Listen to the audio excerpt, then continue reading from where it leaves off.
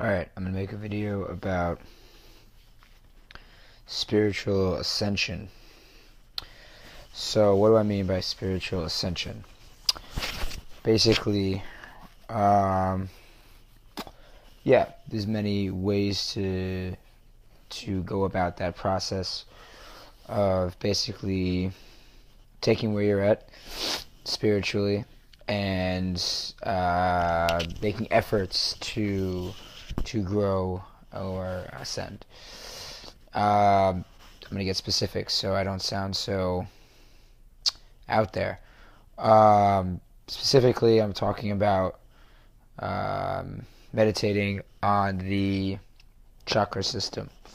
So, as many of you probably know, there's 7 chakras from the root of your body to the crown of your head, which correspond with 7 different glands and spiritual centers or energy centers circulate and flow throughout the body.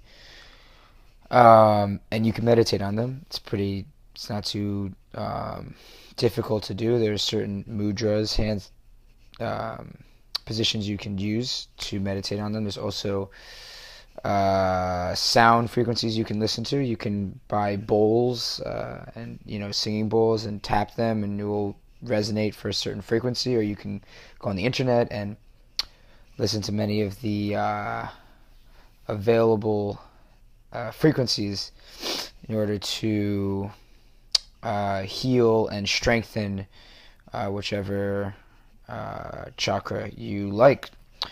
So I've been working on those for about must be about 4 years now, and it's great.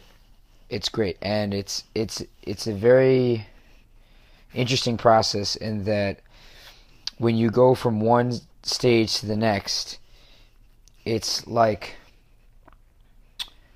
if you're climbing a hill, and it's like if it would be one thing if the hill is just you climb the hill and you get to one stage and the next stage, and it's always the same hill. You're always doing the same level incline. It's the same thing.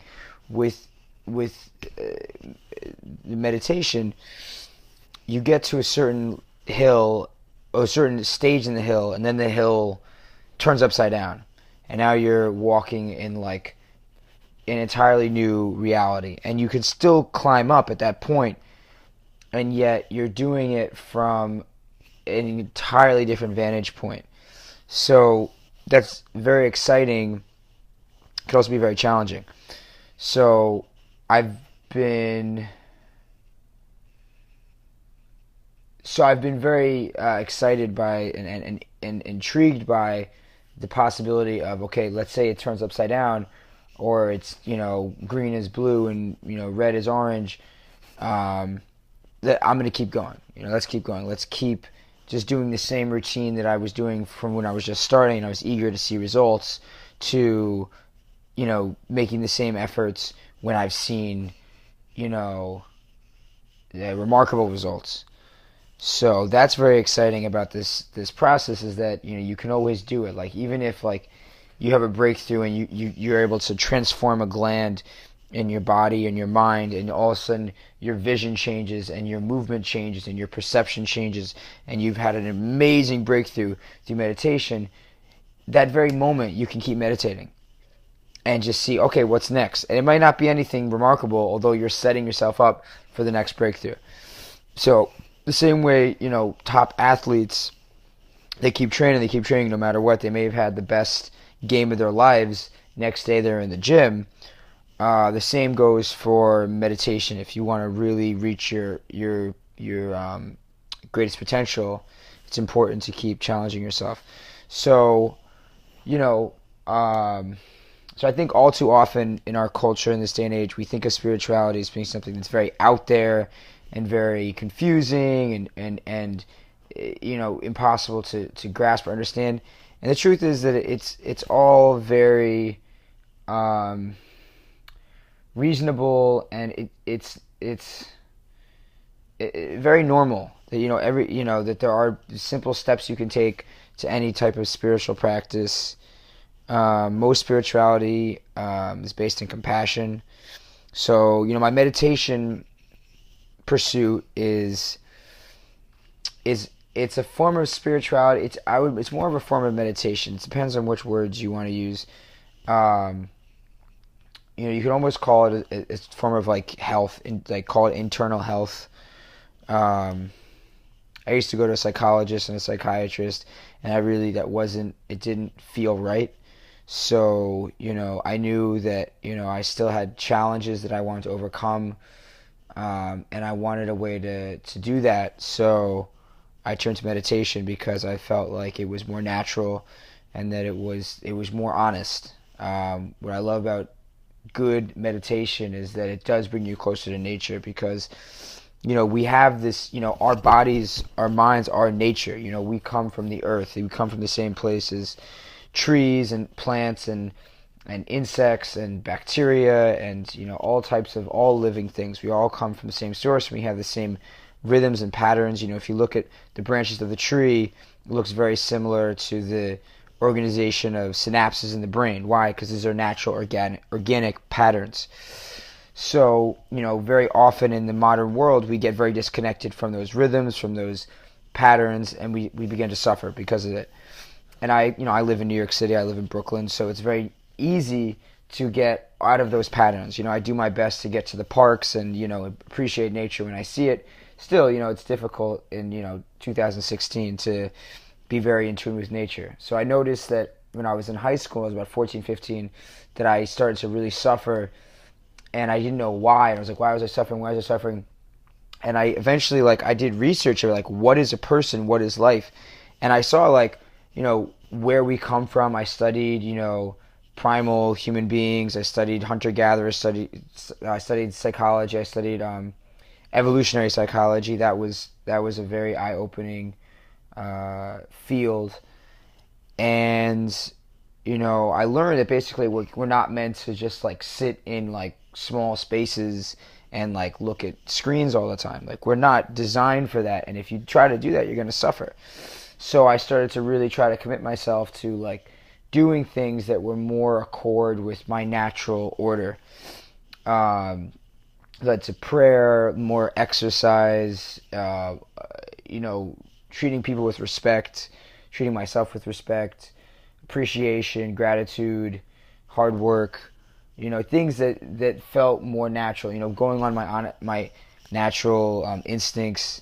And then meditation. Meditation was huge because I was able to tap into the natural parts of my body and my mind that I couldn't reach consciously.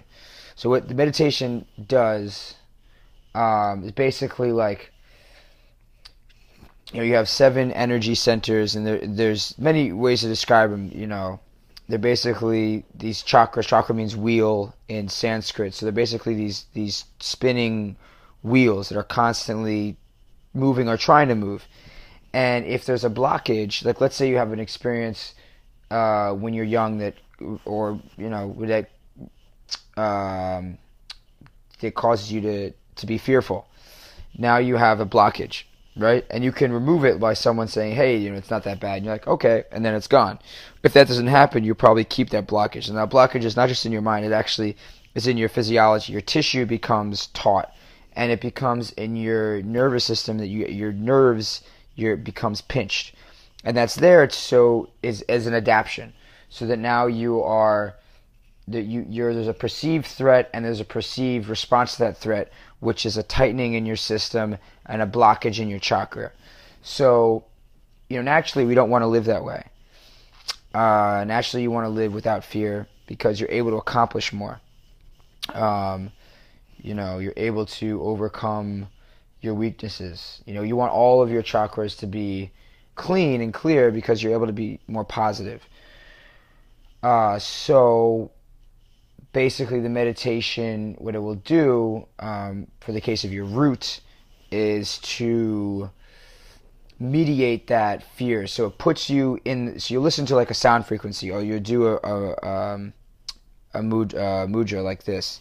And it basically, the mudra puts, it's a physical, so mind and body are connected. So the physical posture will put your mind in a place of complete fearlessness, of open, of a completely healed and open, strong root. And then because your body's in that position, all of the deranged, closed root chakra energy will try to dominate. And if you keep this mudra held for an extended period of time, eventually that dark, blocked energy starts to break down because you've overpowered it with the open energy by just doing the mudra. The same is true if you listen to the frequency. You can find these on YouTube, search root chakra. You listen to it while you're sleeping for like 9 hours, whatever. Listen to it for just like an hour. All that dark energy is going to come on, and you might want to take off the headphones. You might want to walk around. You might get frustrated. You might get angry. You might have all these intense reactions because your fear is flooding in, because the frequency is basically saying you have nothing to fear. Like it's the sound. Everything is frequency. It's the frequency of fearlessness, and which we all want to have. Fear is a negative emotion that is, for the most part, useless. So all of that fear is going to, and you might have, powerful recollections of times that you were afraid, and you just let your mind and your heart go through them, and you actually feel your heart beating really intensely. And I've noticed that when I do a big root meditation, my heart for a while is like beating like really powerfully, that because there's all this fear that my heart wasn't able to express, and it just kind of comes out, and my heart kind of starts to mellow out, and it starts to come out, and it's a beautiful process. And then I'll feel my body kind of relax, and like after sometimes I've gone for a run after doing a big root meditation, and I can feel like where my body was tight before and is now like looser and more kind of comfortable. So you're changed a lot every time you do a deep meditation. So it's important to keep normal routines, to keep talking to people, to keep working, to keep exercising, especially the exercise, because you're going to be in a very different mind and a very different body after an intense meditation. And so it's important to keep yourself strong and motivated and moving.